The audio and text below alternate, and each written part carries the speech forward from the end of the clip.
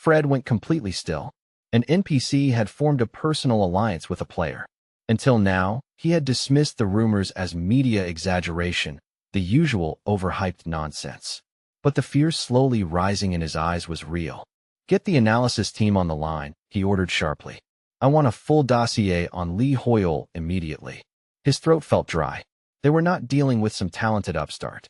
They were dealing with a monster, someone far more dangerous than he had ever allowed himself to imagine.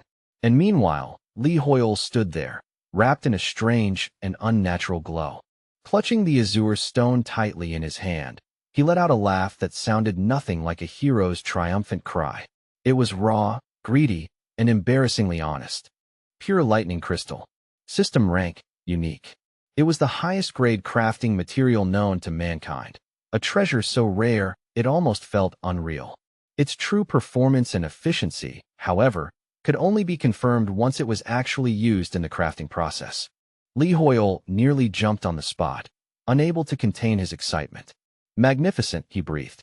"A unique rank material? This is insane."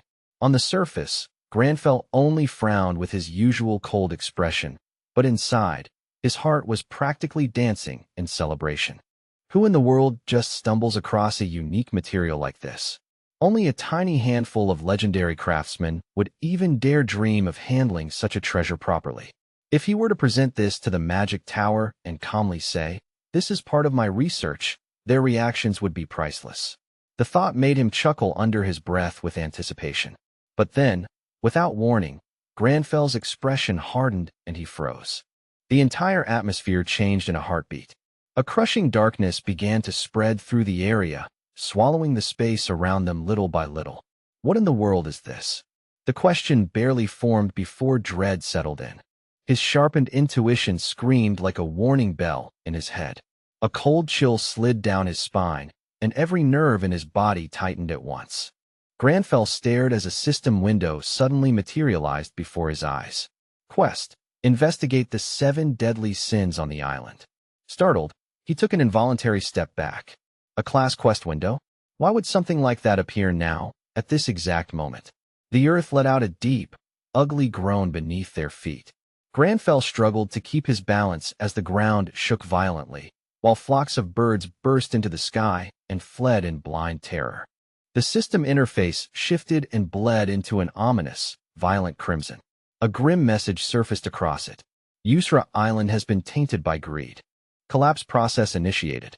Granfell stood rooted in place for a brief second, his body still and his mind racing far faster than his expression revealed. Outside, Fred and the Shin Guild members nearly lost their footing as the island lurched beneath them. The collapse meter was rising at an alarming speed. What kind of twisted sorcery was this now? Is Yusra Island actually some kind of dimensional rift? Someone shouted. But no, that could not be right. It was only supposed to be a newly discovered zone. And yet this phenomenon looked nothing like any known rift break. Then what did this sinister countdown really mean? Panic spread everywhere as the tremors worsened, but amid the chaos, Granfell remained eerily composed, staring straight at the crimson screen. One word drew all of his attention and refused to let go. Greed. Granfell slowly raised a hand toward the interface as if trying to confirm it with his own eyes. Yusra Island, corrupted by the sin of greed. He straightened his posture and narrowed his eyes. So the petty desires of humans have stirred something that should have remained asleep. Beside him, Lee Hoyle clutched the stone with trembling hands. "I seriously have zero desire to fight some boss monster right now," he thought miserably. "I just came here for the loot." But the warning kept flashing again and again. Yusra Island tainted by greed. The air grew heavier by the second, dense with a chaotic and gloomy aura that made breathing feel difficult. According to the quest data, this suffocating pressure was not just mana or miasma. It was the manifested presence of the demon of greed itself. A pitch-black miasma poured across the world like ink, choking the land and warping the atmosphere until reality itself felt like a living nightmare. Even the viewers watching Wigang's livestream could feel the horror through the screen. The comment feed exploded instantly. "What is this collapse progress?" Wigang, visibly shaken, still tried his best to hold himself together. "Hold on, everyone. This isn't just a mana surge or some ordinary event. I'm checking for answers right now. The chat raced by so fast, it was almost unreadable. Then one comment stood out. I heard the Shin Guild already cleared that island. The viewers were left stunned. Cleared already? If that was true, every demon hunter in Akina would have their eyes on whatever treasure had been taken. Anticipation erupted across the network. What kind of insane loot did the guild get? Do you really think the Shin Guild would share that information? Wait, aren't there 10 islands in the Yusra chain? If they only cleared one, does the collapse only apply to a specific zone? And what happens if the collapse reaches full completion? One answer, half guess and half dread, spread through the discussion. It'll probably become a dead wasteland. Another was even worse. If the collapse reaches 100%, then the great sin of greed will fully awaken. Granfell received another notification. His class quest advanced and revealed a cryptic clue, as if speaking in riddle rather than instruction. Lift the veil, for the lighthouse is shining. The next line followed like a prophecy. The final demon hunter shall illuminate a world shrouded in evil. It sounded so grand it almost resembled the setup of some leveling fantasy story, but Granfell had no time to be amused by it. He had to steady his weakened body and focus. Investigate the great sin afflicting Yusra Island. Prevent the resurrection of the calamity known as greed. Protect this sanctuary from the corruption of avarice. Just as Granfell had suspected, the goal was not necessarily to destroy the beast outright, but to seal it before it fully awakened. His train of thought was cut off when new arrivals burst into the area. They looked like rival demon hunters, and every one of them was frantic, shouting over each other in desperation. Move, move, one of them yelled. The Shin Guild already cleared one island and took the artifact. It's real treasure, not a rumor. There are only 9 islands left now. Snooze and you lose. We have to grab the loot before this whole place falls apart, another shouted. Granfell watched them with cold, unreadable eyes. Yes, he thought. This was exactly how people looked when their souls were swallowed whole by greed. At that very moment, every player gathered there was driven by the same dangerous impulse. It was one overwhelming desire, one shared wave of avarice spreading through the crowd like a sickness. To keep the treasures from being corrupted any further, he would have to stop that hunger before it consumed everyone completely. Which meant only one thing. He would somehow have to convince them to give up their greed and walk away from the treasures. But reason? Persuasion?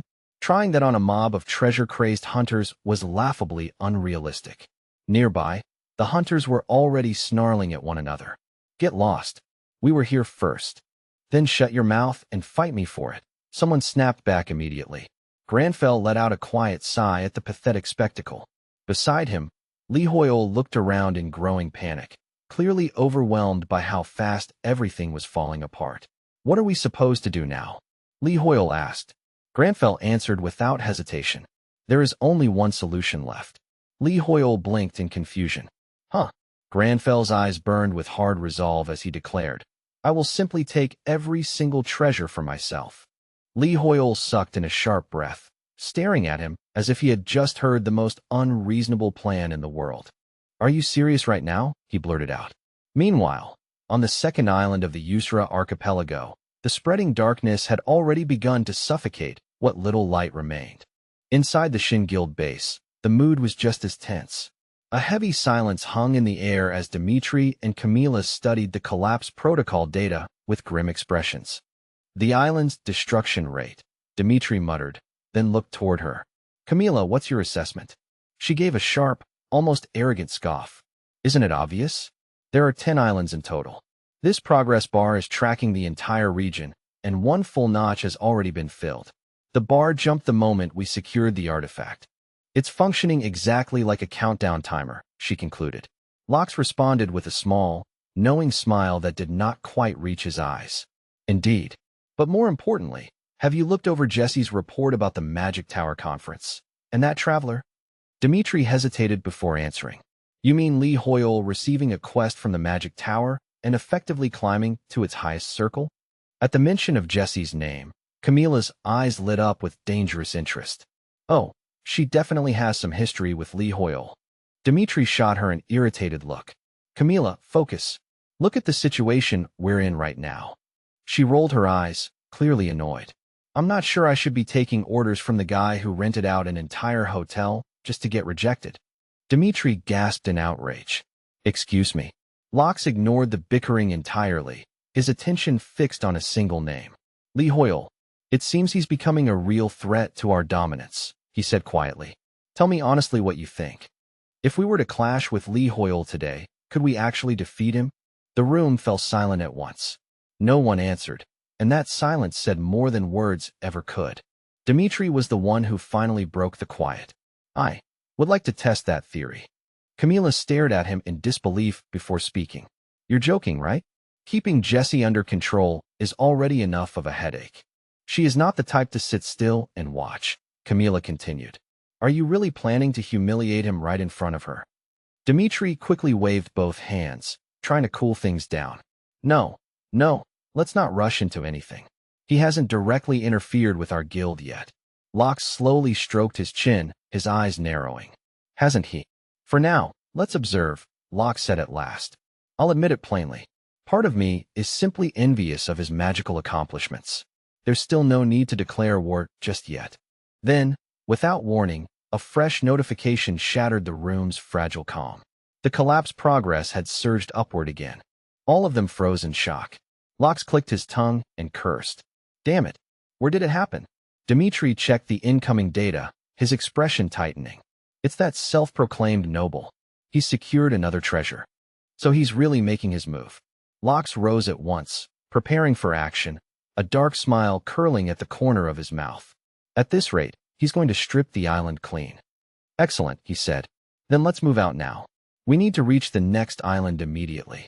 Meanwhile, Lee Hoyle was still trying to process Granfell's outrageous declaration. His mind felt completely scrambled by how calmly that insane plan had been delivered. Granfell, wait, Lee Hoyle said, hurrying after him.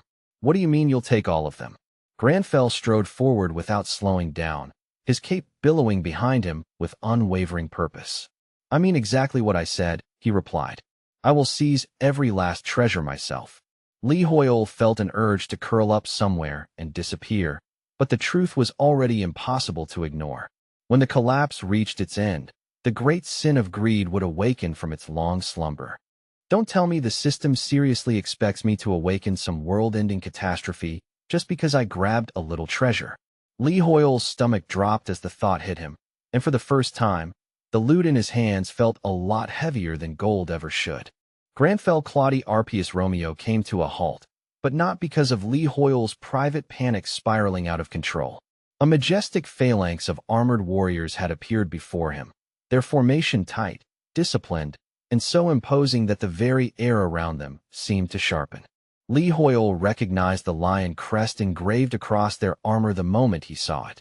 Those men belonged to the Hoyle's Knights, one of the Empire's most feared and respected orders. He had never even dared to imagine that he would run into the Empire's strongest knight order inside a place like this. And then he saw a familiar face among them. That man at the front was their commander. Before Lee Hoyle could gather his thoughts, a look of cool, curious arrogance spread across Granfell Claudia Arpius Romeo's face as he calmly sized up the warrior before him. Commander Harkon himself remained perfectly stoic, his posture firm and unreadable. But the knight Lauren, standing nearby, visibly bristled with anger at the casual disrespect in Granfell Claudia Arpius Romeo's gaze and tone.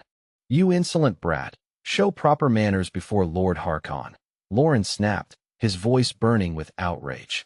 Harkon lifted one hand at once, silently ordering his subordinate to stand down and say no more. Traveler, may I ask your name? Harkon said in a measured voice. Granfell Claudia Arpius Romeo answered without the slightest shift in expression. I am Granfell Claudia Arpius Romeo. Inside, Lee Hoyle was absolutely screaming. I never thought I'd run into the Hoyle's Knights in a hellhole like this. It is an honor to meet you, he told them outwardly, while inwardly his head was already starting to pound. These people and their antique way of speaking were exhausting. What is this, a game or a historical drama? Harkon narrowed his eyes as he studied him more closely. Somehow, you carry a completely different aura from the other travelers I have met. His attention then dropped to the silver insignia fastened to Granfell Claudia Arpius Romeo's chest, and his gaze sharpened at once. That metal, Harkon began, but the words never finished leaving his mouth. In the next instant, a blazing sphere of destruction came crashing down beside Granfell Claude Arpius Romeo, like judgment from the sky. He twisted aside with barely a hair's breadth to spare. The impact struck like a meteor, sending the ground trembling beneath everyone's feet. Dust and smoke exploded upward in a choking wave, and Lauren coughed as he covered his mouth. "Avoid the smoke, Commander." "Are you injured?" someone shouted through the haze. But Granfell Claude Arpius Romeo already understood what had just attacked them. The Island Guardian. Through the smoke, a colossal nightmare emerged, its jagged fangs glinting as its monstrous frame swallowed the horizon. A system window flashed into view before their eyes. Golden Maw Giant Demon. Level 450. Even the words alone carried enough weight to make the battlefield feel colder. Harkon drew his blade in one smooth motion. "Prepare for battle." Lauren's voice shook despite himself. "Damn it, that thing has the highest level in the entire User Island zone." Harkon did not even look back as he shouted the next order. "Watch out. It's launching another meteor."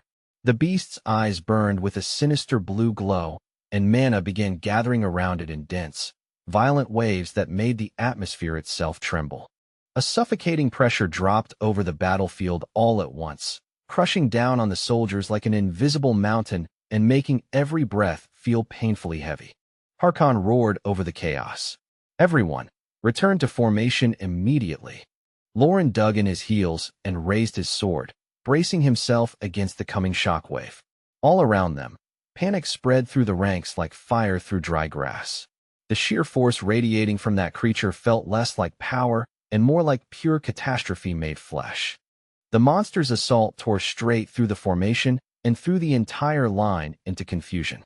"Commander, visibility is 0 because of the meteor strikes," a scout yelled. "We can't get close to the target." With its razor-sharp claws, hulking body, and serpent-like neck, the Guardian looked like terror itself had taken form. Even Harkon's eyes widened as the scale of the threat became impossible to ignore. Then his face changed completely.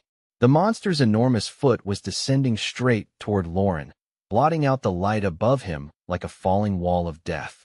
"Dodge it now," Harkon shouted, but he was already too late. The foot came down with a deafening crash that seemed to silence the whole world for a split second. Harkon's breath caught in his throat, and he could hear his own heart hammering wildly in his ears. But then, in the middle of that hopeless moment, a miracle happened. Granfell Claude Arpius Romeo had blocked the crushing blow with a mysterious force, stopping the monster's attack before it could turn Lauren into blood and dust. The knights could only stare in stunned disbelief. What in the world had they just witnessed? In that split second, the traveler had raised an enormous wall of ice without chanting even a single spell, and the frozen barrier stood there like an impossible miracle. Harkon pulled the shaken Lauren back to safety and lifted his eyes toward Granfell Claude Arpius Romeo. "Just what are you?" he asked, unable to hide his astonishment. Granfell Claude Arpius Romeo answered in a calm, level voice that showed not even a hint of fear. "We are hardly in a position for a leisurely conversation, Sir Knight." His tone was cool and practical, as if the monstrous guardian before them was merely an inconvenience and not a disaster threatening to wipe them all out. Harkon stood there stunned for only a moment, because the guardian roared again, furious and relentless, clearly unwilling to release the prey it had nearly crushed beneath its foot. The beast shattered the wall of ice in a violent explosion of frozen fragments. Panic surged through the battlefield once more. Another meteor volley is coming. Defensive formation. The tank unit raised their shields high as one. Inside, Lee Hoyle was screaming. "Are you kidding me? Again?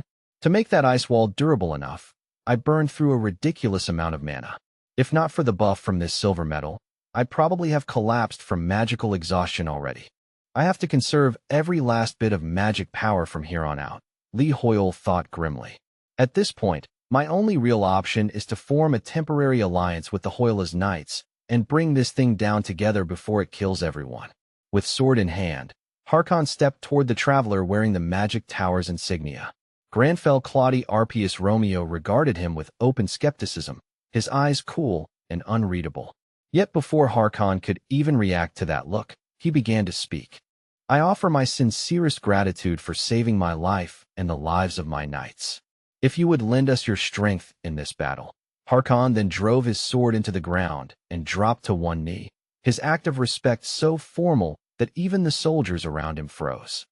"The Hoyla's knights swear upon our honor that our hearts will never forget this debt." Hearing that, Lee Hoyle immediately imagined Harkon flashing a grin and saying something simple like, "If you want a free carry, just hop on the bus." Honestly, Lee Hoyle loved the sound of that version a whole lot more. But the character he was trapped inside, Granfell Claudie Arpius Romeo, merely let out a cold little scoff instead. "Evil must be punished. That is all," Granfell Claudie Arpius Romeo declared. "If you require my assistance, I am willing to lend a hand." Inside, Lee Hoyle let out a long, exhausted sigh that no one else could hear. "God, this whole lofty noble role-play style is absolutely exhausting," he complained inwardly. Hidden in the foliage nearby, the streamer Wigang had been witnessing every second of the scene, and he was practically vibrating with excitement. He was watching a legendary event unfold in real time through his camera lens. The famed Hoyla's knights were speaking directly with Granfell Claudie Arpius Romeo, and the whole thing felt unreal. For a streamer, this was pure gold. "This is absolutely insane," he whispered, barely containing himself. "This is the content I've been waiting for," Wigang muttered before immediately turning back to his stream, his voice rising with the energy of a professional caster in the middle of a huge match. "Did you guys see that, chat? They just swore the oath of the heart. Can you see this clearly?" The comments exploded so fast they nearly blurred together. "Whoa, the Hoyla's knights just spawned out of nowhere." "Wigang, move your face. Your nostrils are taking up half the screen." "Wait, did they seriously use the heart oath?" one viewer wrote. "No way. That's supposed to be a formal vow reserved for royalty. Why are they bowing to that guy?" The chat immediately demanded more. "Get closer. We need audio." Wigang lowered his voice and whispered back nervously. "No way. It's too dangerous to get any closer. With that guardian monster right there, I'm lucky I can even watch this fight from here. Cut me some slack, seriously." Meanwhile, back on the battlefield, Commander Harkon raised his voice in a thunderous cry that rang over the chaos. "Soldiers with the hearts of lions, charge." The command hit his men like fire poured into their veins. The knights surged forward in a shining wave of armor and steel, like a golden tide crashing toward the monster.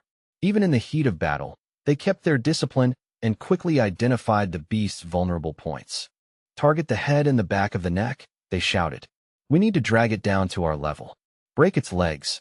While the entire battlefield shook with noise, blood, and flying debris, Granfell Claudie Arpius Romeo stood perfectly still, calm, and composed like an island of ice in the middle of a storm. One knight standing behind him watched Granfell Claudie Arpius Romeo with a strange mix of gratitude and suspicion. "I am grateful this traveler saved all of us from certain death," he thought. But that only made the rest of it even harder to understand. But no matter how he looked at it, he still could not understand why the commander would swear the oath of the heart to that man.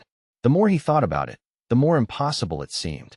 That oath was not some casual promise given out on a battlefield. It was a vow reserved for royalty. To offer it to a wandering traveler made absolutely no sense at all. And the knight was not the only one confused by it. Granfell Claudie Arpius Romeo himself felt much the same. Why did the commander go that far? He wondered in silence. He said nothing, only watched and thought while the chaos continued to rage around them. The violent clash showed no sign of slowing down. Steel rang out again and again as the knights hurled themselves at the giant guardian with stubborn determination, refusing to back away no matter how overwhelming it was. They fought while shouting over the din. "In the name of Hoylas, strike its legs. Bring it down." Their voices were fierce, desperate, and full of pride as they pressed the attack. Lee Hoyle watched the whole thing in stunned admiration. "I have to admit it," he thought. "They're incredible. This is what the true power of an elite knight order looks like when it moves as one body." But even so, Granfell Claudie Arpius Romeo quickly realized the truth. They were badly outmatched.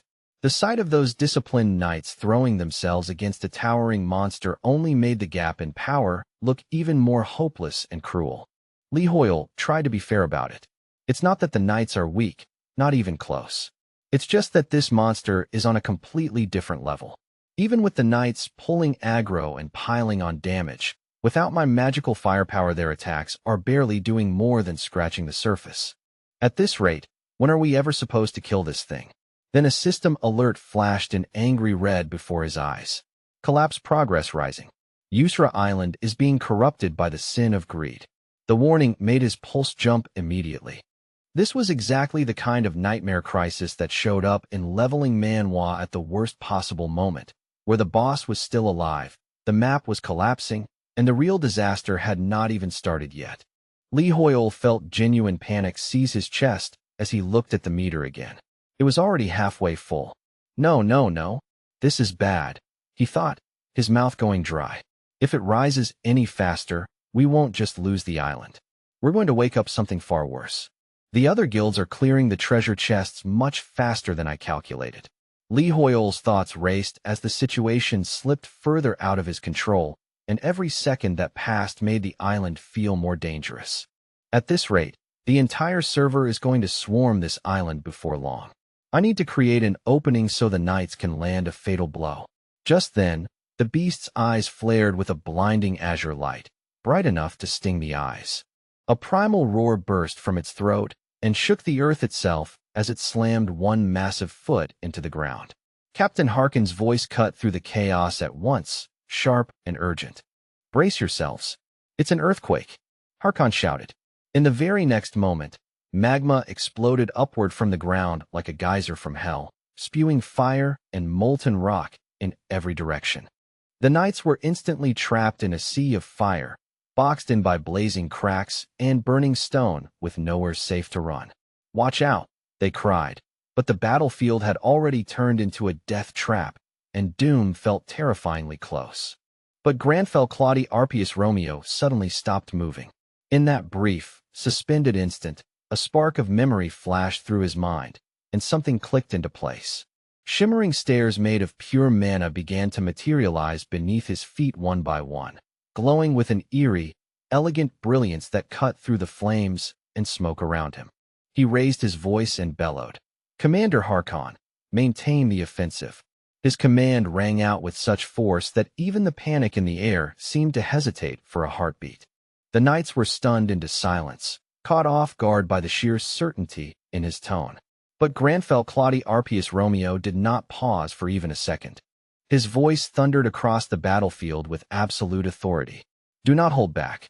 Unleash your power with total ferocity. I shall pave the way." In the next instant, the Golden Fang Titan turtle froze in place. Its terrifying aura dimmed, as if even its savage soul had been forced into submission. The knights below could only gasp in disbelief. What kind of power is this? Several of them forgot even to breathe as they stared up at the impossible scene unfolding before their eyes.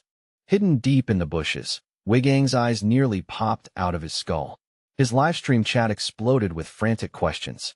Is that high-tier noble magic? What are we looking at right now? Even Commander Harkin looked genuinely shaken. Those are the legendary manifested stairs of the Magic Tower, Harkin said, barely able to believe his own words. Even to him, it looked like something pulled straight from myth and old records. Granfell Claudia Arpius Romeo climbed the stairs of light with steady steps, rising above the battlefield as he tightened his control and sealed the monster's movements more completely with each passing second. One knight gasped, his voice trembling.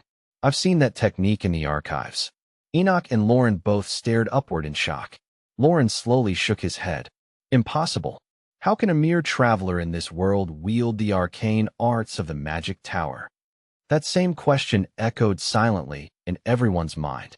Who exactly was this man? Yet beneath that majestic and untouchable facade, Li Hoyle was barely hanging on. "My mana is almost at zero," he thought, panic creeping up his spine. Harkin stared upward in disbelief. "What in the world are you doing?" Then Granfell Claudia Arpius Romeo snapped back coldly. "Move your feet. Don't just stare." The captain jolted back to his senses, aura flaring as he surged forward. He risked everything to open this path. Harkin roared to his men. "Do not waste this chance." Even the monster itself recoiled, as though it could sense that the flow of battle had begun to turn against it. Then the commander let out a roar that shook the hearts of every knight still standing. It was not just an order anymore. It was a final declaration. Annihilate it now. At that command, a wave of knights surged forward like a steel tide, their armor flashing through the firelight as they charged with everything they had left. Harkon's blade came down in one clean, merciless execution. It was a single strike, but it felt like the end of the beast's fate itself. As the monster collapsed, a system window chimed before Granfell Claudi Arpius Romeo.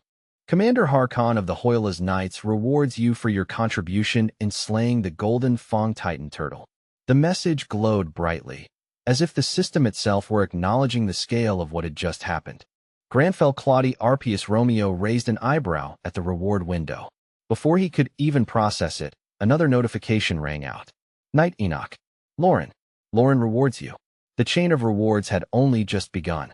The notifications came pouring down like rain, one after another, followed by the sweet, unmistakable sound of a level up.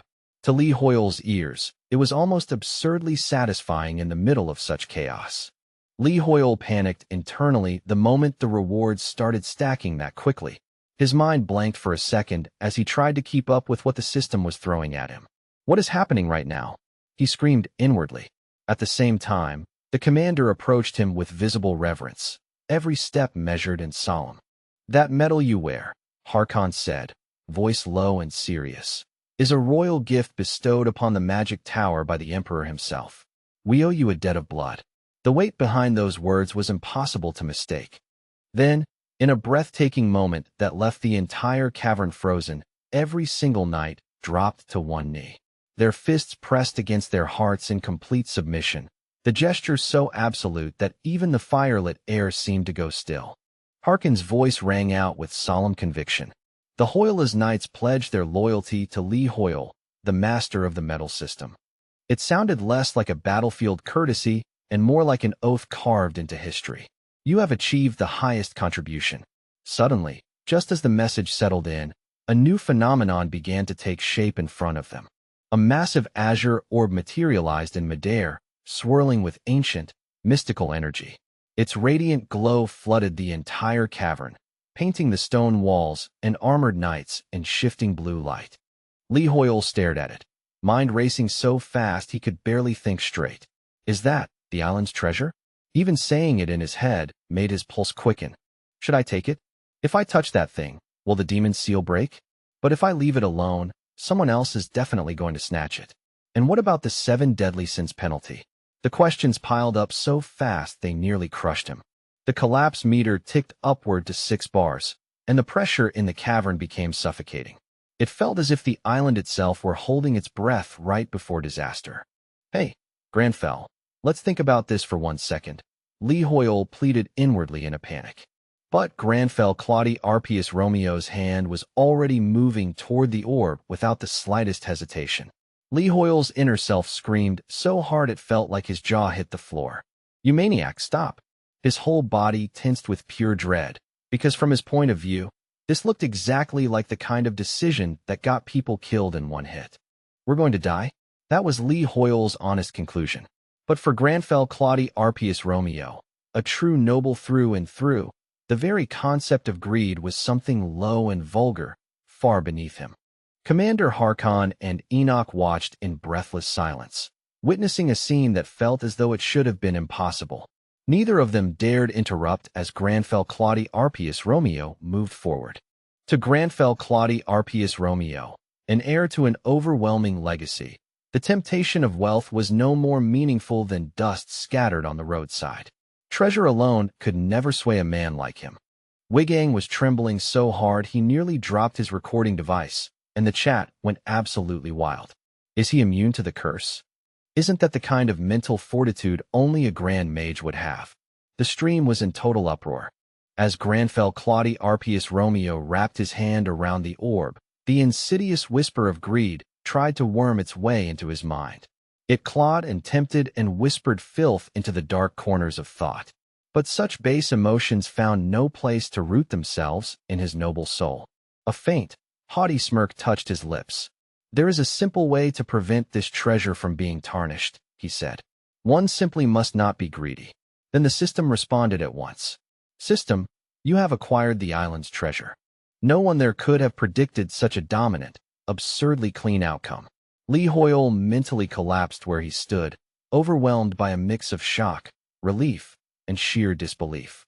That actually worked. The thought echoed through his mind like a miracle. Meanwhile, far away from that cavern, Kinver watched through a scope with a cruel smile slowly spreading across his face. He let out a dark little chuckle, and a memory of his recent slaughter flickered through his mind. Fools, he spat, wiping fresh blood from his cheek as if what had happened meant nothing at all. I told them to fight over the leftover scraps. Behind him lay a field that looked more like a graveyard than a battlefield, scattered with the bodies of players. One orange-haired survivor writhed in agony nearby, clutching his severed arm and gasping through tears. You coward, the boy screamed, his face twisted in pain and fury as tears streamed uncontrollably down his face. Even then, he still forced the insult out with what little strength he had left. But Kinver just stood there and watched. Then a crushing wave of force slammed down and silenced the boy instantly, as cold and merciless as the man who unleashed it. The light faded from the boy's eyes, and in that last dull reflection was Kinver's icy face. Weaklings, Kinver muttered as he calmly cleaned his blade, not sparing the corpse a second glance. System, you have killed a player. Your karma level has increased. The message appeared without emotion, cold and mechanical, while the blood on the ground had not even dried yet. Kinver's eyes were as cold as ice as he lifted a glowing crystal fragment into the air. This way is so much faster, he said with cruel satisfaction. Loot, 32 crystal fragments. Back at the main scene, Wigang wept tears of joy, unable to believe the unbelievable sequence he had just witnessed. Chat, did you see that? Wigang shouted, nearly losing his mind with excitement. This is peak Manrecap material right here. This is the kind of moment people talk about for ages. Mr. Lee Hoyle took the treasure, and the collapse meter didn't even move, he said, still sounding like he couldn't believe his own words. Even after saying it out loud, it still felt unreal. It's a miracle. You're looking at the back of a man with absolutely zero avarice, Wigang declared with full dramatic force. That's what true nobility looks like on the inside. However, Lee Hoyle himself was not feeling noble at all. His face twisted in baffled disappointment as he stared at the item in his hands.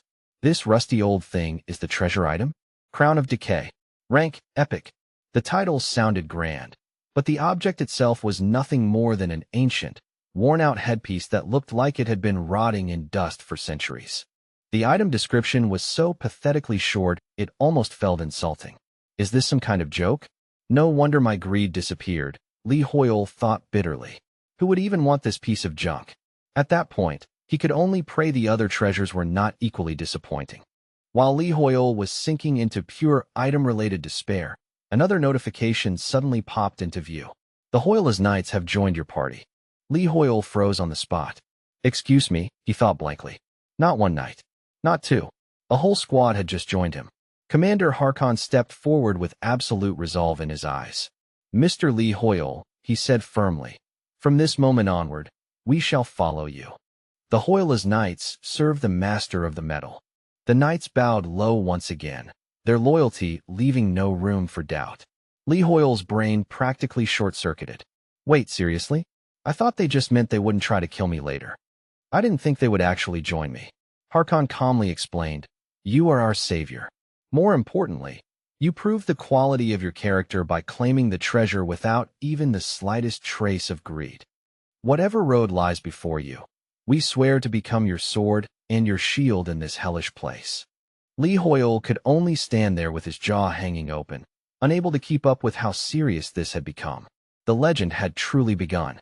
What had felt like a chaotic survival run only moments ago was suddenly starting to look like the opening chapter of something much bigger.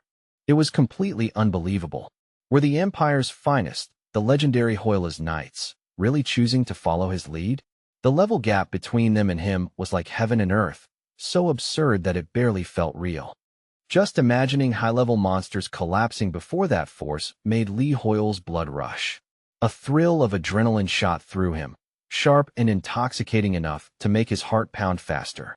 With power like this at his side, there was only one obvious next step. It was time to head straight for the next island and conquer it before anyone else got there first. High above, hidden among the thick forest canopy, Kinver sat silently on a branch like a patient predator. His eyes stayed locked on the group below, cold and calculating. Then his earpiece crackled to life, and his handler's voice spilled through the static, sharp with tension and confusion. "Hey, Kay, word is Lee Hoyle secured the treasure. So why hasn't the dungeon collapse sequence started yet? That doesn't add up." The voice kept going without pause. "He has the loot, and he's moving with Harkon now. More importantly, can you really handle those Hoyle's knights?" Hearing that doubt in the other man's voice, Kinver let out a cold, arrogant chuckle. "Scared? Don't make me laugh," he muttered. "I'm just being professional. Unlike those brainless hunters, I don't charge in blindly." His gaze sharpened to a razor edge, focused and predatory like a hawk about to strike. "Shut your mouth. If you've got cold feet, then get lost," Kinver said flatly. "I already planted a little farewell gift on their vessel. The second they step onto the deck to leave for the next island." He paused, then mimicked the sound with quiet satisfaction. "Snap. The Hydra poison will detonate. I don't care if it's Harkon or some leveling Manhwa protagonist. Lee Hoyle included. One breath, and they all die." He stared down at Granfell Claudie Arpius Romeo with thick, dripping arrogance. "And once I kill that guy and loot his corpse, I'll finally find out what kind of treasure he's hiding." But he had badly underestimated the prey he was stalking. Granfell Claudie Arpius Romeo's eyes suddenly snapped upward and locked onto him in an instant, as if they had pierced straight through the trees and shadows. That gaze hit like a real physical force.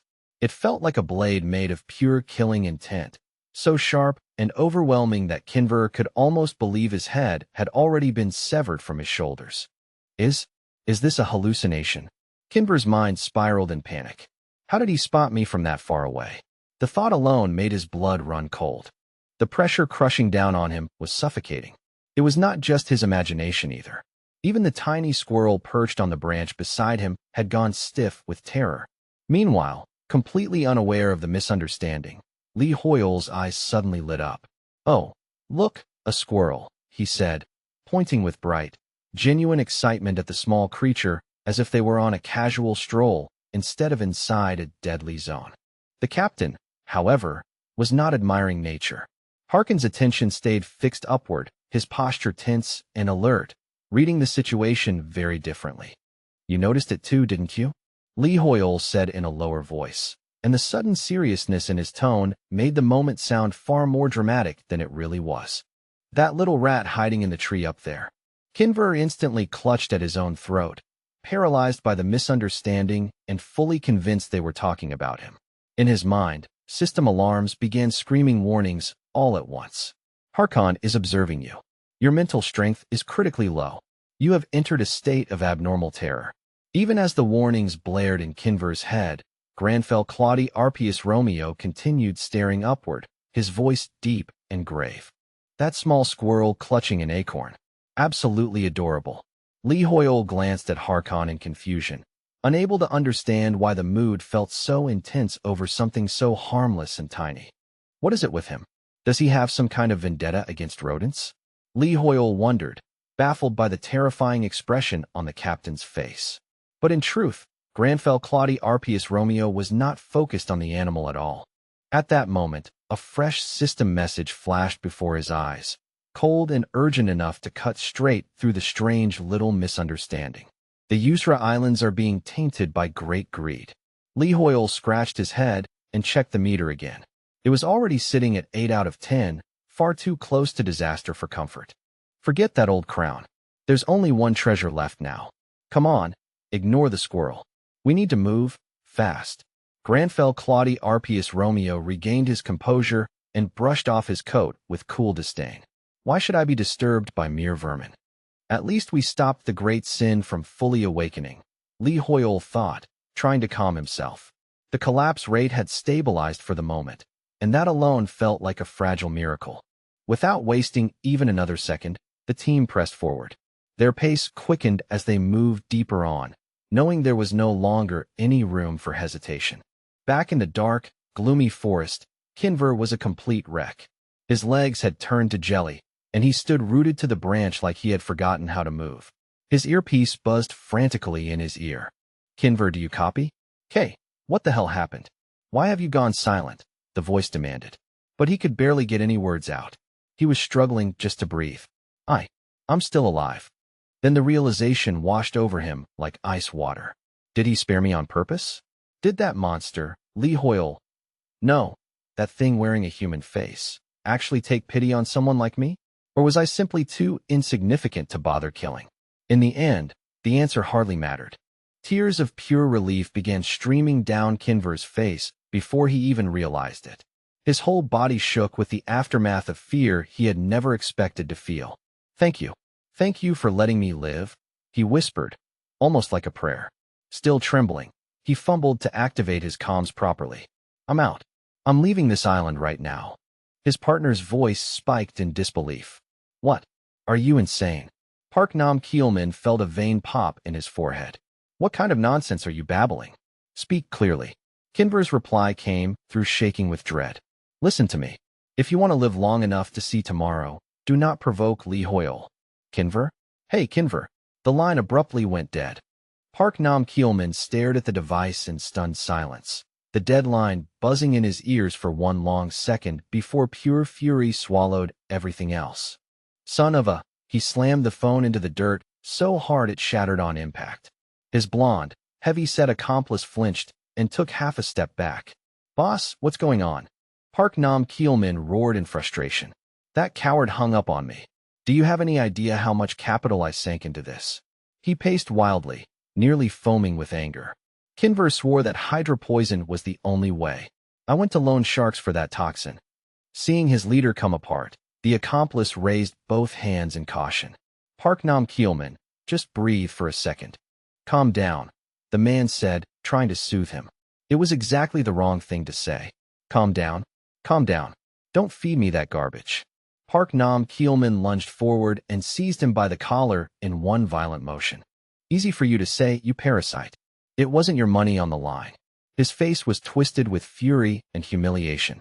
Just then, a red-haired team member stepped between them before things got even worse. That's enough, Nam Keelman, the newcomer said sharply. Why are you losing your mind like this? His voice cut through the chaos, but the tension in the air remained thick enough to choke on. This isn't like you at all. Park Nam Keelman suddenly burst into manic laughter, the sound sharp and ugly in the middle of the chaos. Losing it. Shut your mouth. Why are you all standing there like saints, acting high and mighty like a bunch of statues? Paranoia wrapped around his mind like barbed wire. Wait, don't tell me. You made a deal with him, didn't you? He snarled. How much did he pay you to betray me? The others only stared at him in confusion. What the hell are you talking about? You've lost it. Just breathe. We can still talk this through. But the voices in Park Nam Keelman's head were already louder than reason. You're all thieves, he muttered, eyes shaking with suspicion. Every last one of you. So what are you planning to do with my money? Miles away, Granfell Claudia Arpius Romeo suddenly stopped in his tracks. Something in the atmosphere had shifted. It was subtle, almost impossible to notice, but the change felt wrong in a way that immediately put him on edge. Harkon noticed that pause at once. The captain's gaze sharpened as he turned toward him, sensing that this was not simple hesitation, but the reaction of someone who had just felt danger brush against his instincts. Is something wrong, Lee Hoyle? Harkon asked. Granfell Claudia Arpius Romeo narrowed his eyes to cold slits. It is nothing, he said flatly. But inside, his thoughts were already moving fast, trying to identify the source of that unease. Natural enemy skill activated. The warning cut through his mind with chilling clarity. It was the exact same alert he had received the moment he first stepped onto the island. Yet this time the reaction was sharper, heavier, and impossible to ignore. This was no ordinary system notification blinking harmlessly in the corner of his vision. It felt like the primitive instinct of a demon hunter itself, screaming straight into his bones that something wicked had drawn near. The evil was close. Not distant, not vague, not theoretical. It was somewhere nearby, breathing the same air and staining the forest with a presence that made the skin crawl. In a clearing deeper in the woods, the wet sound of tearing flesh echoed through the trees. It was a sickening, intimate noise, the kind that made the whole forest feel suddenly colder. Park Nam-keelman had driven his blade straight through the red-haired man's chest. "Die, you traitor," he hissed through clenched teeth, his voice twisted by fury and madness. "I know you did it for the money." The victim could only gasp, blood bubbling from his lips as confusion overtook his face. "What?" he managed to force out. Park Nam-keelman yanked the blood-soaked blade free, his eyes wild and unfocused. "Don't act innocent," Park Nam-keelman spat. "You and Kinver, you were plotting against me from the beginning, weren't you? All of you were waiting for the chance to stab me in the back. Admit it," he barked, even as bodies dropped around him one after another. Then the system coldly rewarded his madness without hesitation. "You have obtained 62 fragments of the golden fruit." Hidden behind a clump of bushes, Wigang watched the slaughter unfold and went completely rigid. His entire body locked up, horror pinning him in place as if moving even an inch would get him killed next. Wigang trembled so hard his teeth nearly chattered. "This is insane," he whispered to himself, barely able to breathe. From where he hid, he could hear Park Nam-keelman muttering to the corpses as if they could still answer him. "I'm only taking back what you stole from me." Park Nam-keelman muttered to the dead, his tone warped with self-righteous madness. "It's mine. I have every right." Hearing that was enough, Wigang turned and bolted, his legs pumping on instinct alone. "It's a massacre," Wigang thought in total panic. "That supernova guy has completely lost his mind." The dark rumors about players murdering each other inside rifts and zones suddenly stopped sounding like rumors at all. They were real. Horribly real. "Please, God, don't let him spot me," Wigang prayed as he ran. Behind him, his livestream chat erupted in confusion, trying to understand why the camera feed had become such a violent blur. Viewers flooded the stream, demanding to know why the screen was shaking so badly, until one user typed out the grim answer everyone had started to fear. Wigang did not dare glance back even once. "If he catches me, I'm finished." Pure panic blinded him to the roots and rocks in his path. Just run. Run faster. That was the only thought left in his head. Then his foot caught on a thick tree root jutting up from the earth like a trap waiting just for him. The world lurched violently as he pitched forward, bracing himself for a painful crash into the dirt. But instead of hard ground, strong hands caught him by the shoulders and held him steady. "Whoa there. Easy." The stranger studied Wigang's terrified face with concern. "Are you all right? Is a monster after you?" Wigang looked up and immediately recognized the insignia of the Adventurers Alliance. His livestream chat exploded again, this time going wild over the sudden appearance of the famous NPCs. Seeing Wigang gasping for air, the adventurer gave him a calm, reassuring smile. "You look like you're about to collapse. Sit down for a moment and catch your breath." As his heartbeat slowly eased, Wigang's thoughts began to clear. Even if Park Nam-keelman has gone insane, he thought, pressing a hand to his chest, "I can't treat the entire alliance as enemies. Not yet. If I want to keep playing Arcana, I need to stay alive first." Exhausted beyond belief, Wigang nodded quickly. "Yeah, sure. Thank you. Seriously, thank you." At that moment, surviving felt like the only victory that mattered. Everything else could come later. High above the islands, surveillance drones buzzed through the air like angry hornets, capturing every angle they could. Reporters used the zone broadcast system to beam the unfolding chaos live across the network. "This is Arcana TV, bringing you the ultimate mana recap experience," the anchor declared with breathless excitement. "We have finally reached the endgame, the last island of the Yusra archipelago." Yusra is divided into 10 separate islands, and every single one holds a treasure that could completely alter a player's destiny. The broadcast continued, building tension with every word. "There are multiple ways to seize those prizes," the analysts explained. "Some players hunt the island guardians, known as the island lords. Others search for hidden mechanics, secret routes, or cryptic puzzles scattered across the terrain. But the real question is this," the reporter pressed. "Has the Shin Guild already claimed the final one? Or did the Explorers Association beat them to it?" Across the archipelago, guilds and alliances had been clawing at each other for these treasures, using every trick, scheme, and dirty play they could think of. Then the reporter's voice cut sharply through the static. "And now, Behold the final island and the final treasure. A massive crowd of players and top-tier guilds had already gathered there. Speak of the devil. The Shin Guild has just arrived. The elite members of Shin made a grand entrance, and the reporter wasted no time twisting the knife. Their guild master is greed incarnate, even if he claims it's all for the good of the guild. Then came the list of their accomplishments. They have already secured 2 treasures from the western sector. Can you feel that pressure? That's the overwhelming aura of the #1 guild in action. But the broadcast quickly shifted, and Korea's pride is not about to be outdone. Rumor has it the Gong Guild already swept the treasure from the eastern island. Nam Taemin's brother called him just then, his voice crackling with concern. Everything all right? Don't push yourself too hard. Nam Taemin, don't overextend yourself, the voice warned. Grab what you can and get out. Nam Taemin only smirked, confidence rolling off him in waves. Don't worry about me. Meanwhile, the broadcast continued. Standing beside them is the Inazuma Guild. Word is they raided the same island as Gong, but it was Gong that walked away with the prize. The Inazuma members ground their teeth at Nam Taemin's smug expression. Look at that grin on his face, one muttered. A squadmate quickly tried to cool the mood. We'll get our chance, boss. That explains why he looks like he swallowed a lemon, the reporter said dryly. Then things escalated again. And now the Berserker Guild and Second Son have arrived. Leone Bellucci looked ready to kill someone on the spot. I'm going to slaughter them all, he growled, only to be physically restrained by his teammates. Put me down. No way, boss. Not here. All right. Lower your weapons, everyone. Someone urged as the tension threatened to snap. Leone Bellucci let out a frustrated, helpless sigh, though rage still burned hot in his eyes. The reporter leaned into the moment and dropped the biggest question of all. Who will claim the final treasure? The announcer declared. Stay tuned to Arcana TV, because we're about to find out. The atmosphere on the island tightened as if the whole zone itself were waiting for the answer. Then, all at once, the reporter froze mid-sentence. Even through the broadcast, the shock in his silence was obvious.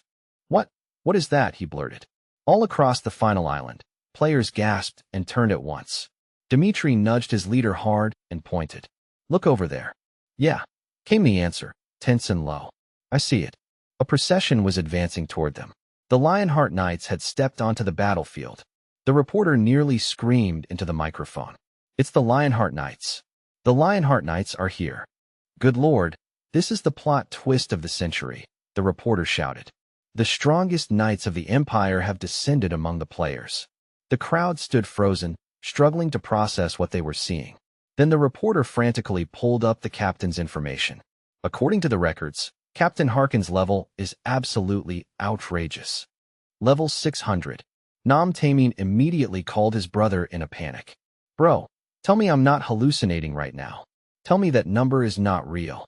Even Leone Bellucci looked genuinely rattled for the first time. This is insane, he muttered, staring at the approaching formation. Damn it, that's straight up cheating. The reporter's voice trembled with disbelief. And the man leading them is none other than Granfell. The name alone sent another wave of shock through the crowd. The island erupted into uproar at the sight of Granfell Claudi Arpius Romeo marching beside the knights. The reporter described him with all the drama he could summon, calling him a man of unshakable determination, the very center of this leveling Manhwa spectacle come to life. You can feel his resolve from here, the reporter gushed. Just look at those eyes. That is the expression of someone who has already decided how this ends. That is the face of a man who knows the treasure is already his. But the reality inside that elegant shell was much less glorious. Granfell Claudi Arpius Romeo was running on fumes. I'm exhausted, Lee Hoyle thought miserably. He had hoped he might slip in without drawing attention, but now every single player on the island was staring straight at him. While Lee Hoyle panicked inwardly, the reporter praised his terrifying composure. He had arrived beside Harkon, a level 600 NPC, looking as if he owned the entire battlefield. He stood tall in front of the major guilds, but inside Lee Hoyle was screaming, "This is horrifying." Nearby, a blond man with a scar near his eye whispered to an Inazuma member about a previous encounter. That guy? I met him once at the Count's estate. What the hell is that monster doing here? The man muttered under his breath. The Inazuma side immediately warned him, watch yourself. We cannot afford to make an enemy out of him right now. Not under these conditions. Camila spoke up next, sounding far more cautious than usual. The fact that even she was choosing her words carefully made the mood feel that much heavier. Let me make this perfectly clear, Camila said without hesitation. No matter what happens here, I am not fighting Li Hoyol. I have exactly one life, and I would very much like to keep it.